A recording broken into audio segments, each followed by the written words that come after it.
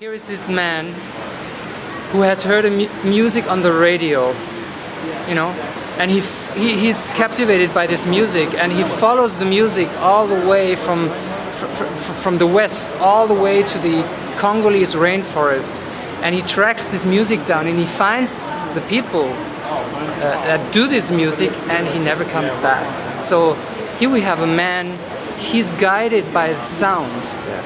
He's a listener. You know, he first listens and then he observes visually. So it was clear from the very first moment that this is a movie about sounds, about music, about listening. Can you describe that moment when you first met him?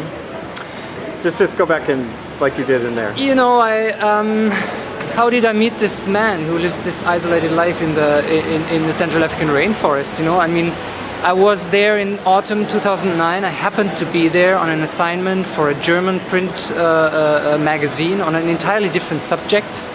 And being there, I heard of this white man who was said to be living deep in the rainforest with hunter-gatherers, pygmies, for decades, you know. So I said, come on, let's do our job fast and find this man.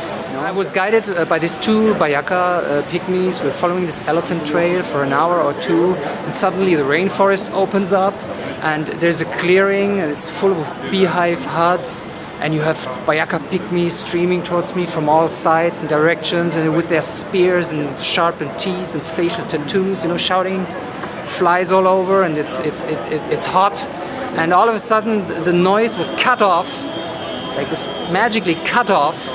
And the Bayaka opened up, and then there was this white guy. He's just coming out of the underbrush with a bare belly, and he had a pygmy baby on either arm, you know. So he came through this alley towards me, gave the pygmy babies away, and he stood in front of me. He crossed his arms and said, "What are you doing here?" You know. And that's when I grabbed his hand. We were standing here, just like holding our hand, with the 200 pygmies staring at us, and you know, that's how everything started. I think it really clicked in this moment when we shook hands. Something happened, and this is now like more than 4 years ago, and he's still a major factor in my life. You know, Louis Sarno. I think, yeah, he's there for me. You know?